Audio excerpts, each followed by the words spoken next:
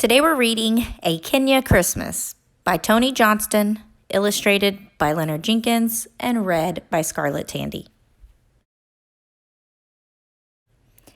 Every December, my rich Aunt Ida came to visit us from Nairobi. I remember one Christmas very well, the year that I was 10.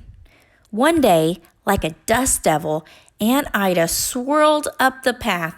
Beside her romped her pet cheetahs, Pomp and Circumstance. Thump! She dropped her bags down on our banda floor. "Jumbo," she cried, "I am here." Aunt Ida wasted no time. First, she hugged me so hard.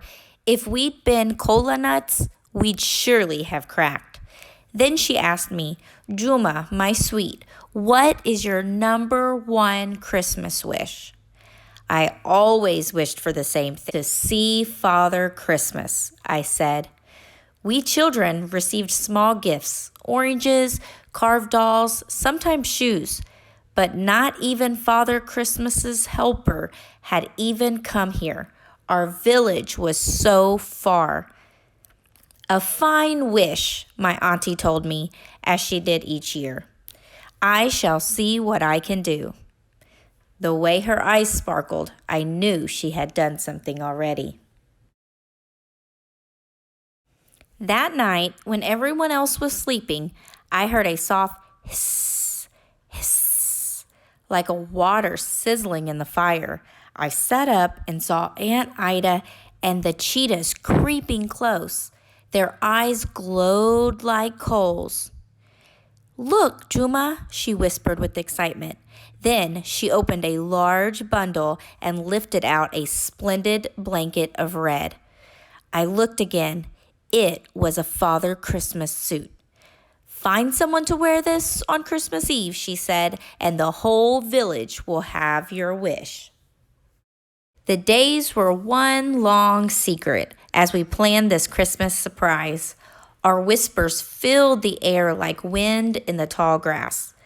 It was easy to find a Father Christmas.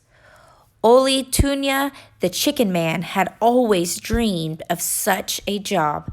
Though tall and thin, he promised me that for the occasion he would make himself properly plump.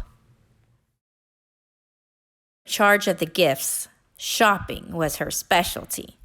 "What about a sleigh?" I asked her. "A problem," she said thoughtfully.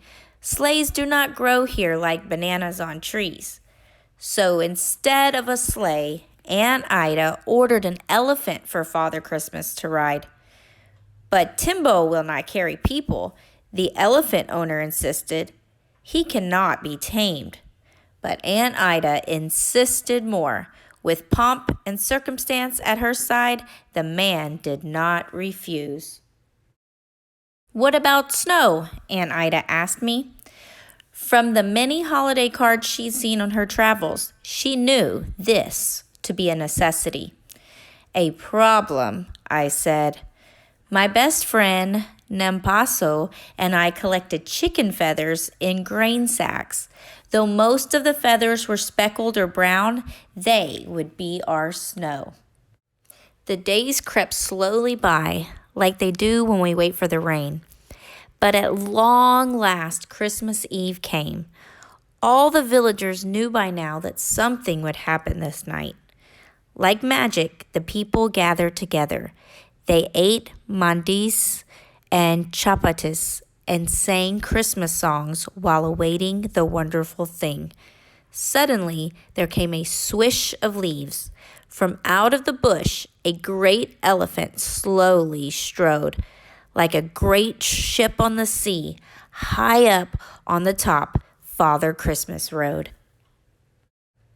A hush fell over everything. Even the animals slowed. For a moment, we were all part of a secret, deep and old. Then the people cheered with delight. The spell was broken. I hardly recognized Ole Tune in his costume, red as a pomegranate and grand. Nampaso and I danced beside Timbo the elephant, tossing chicken feather snow all about. Everyone was excited. The children jumped like young locusts. The old people jumped like old locusts. Soon, Timbo stooped and knelt, and Father Christmas slid down. The cheetahs were so excited they chased him up a tree. "Stop that, you naughty boys," Aunt Ida cried, shooing them off. Father Christmas smiled, springing to the ground, springing as much as he could for one so fat. He sipped hot chai, then gave out gifts. Toy cars, congas, bicycles too. When the toys were gone, he nimbly climbed up on Timbo and rode back into the bush. "Kwaheri," everyone called. Some people peeked for one last glimpse at the spot where he had gone, but he had vanished like smoke. So, chattering, the villagers walked away, slowly like melting snow. Congratulating ourselves loudly over our success, Aunt Ida and Nampaso and myself frolicked all the way home.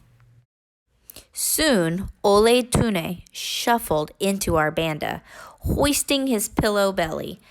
We rushed to praise his fine work, but he was nearly in tears. "I am sorry," he said sadly again and again. "But why?" "Timbo behaved most badly. He would not allow me to ride," he wailed. "I have failed everyone." We stared at one another. Then, outside, from high above, I heard a sound, a shout. "Happy Christmas!" We rushed out and saw a great elephant climbing the starlit sky.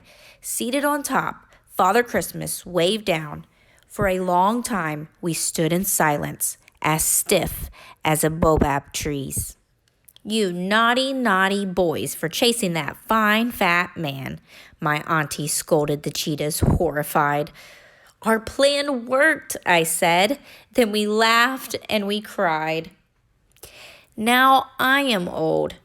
Each December, my grandchildren gather about me, jumping like young locusts. "A story, Baba, a story," they plead. "Which one?" I tease. "The story, Baba, of when you were a boy." So I begin. I remember one Christmas very well, the year that I was 10. You may have heard some words today that you haven't heard before, so that's why they add the glossary in here. So I'm going to go over them the best that I can. Baba means grandfather. Banda is hunt. Baobab, a kind of tree. Bush is the wilderness. Chai is tea. Champati is African bread. Jambo is hello. Conga is cloth sarong. Kenya, an African country. Kola, a type of nut. Kwaheri is goodbye. Bandazi is African donut. Nairobi is the capital of Kenya. And Timbo, an elephant tusk. And that, my friends, is the end of the story.